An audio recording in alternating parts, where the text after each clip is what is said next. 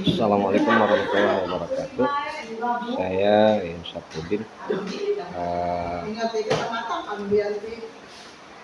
melihat, mendengar dan menyaksikan langsung pembelajaran yang dilaksanakan oleh Ibu Rojana dengan pendekatan deep learning ini atau pembelajaran mendalam.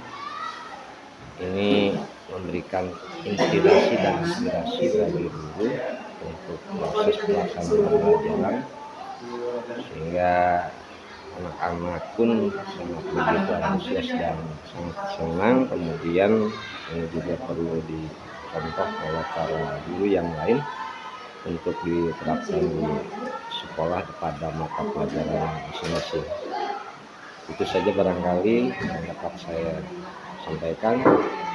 Mudah-mudahan bermanfaat. Terima kasih. Assalamualaikum warahmatullahi wabarakatuh.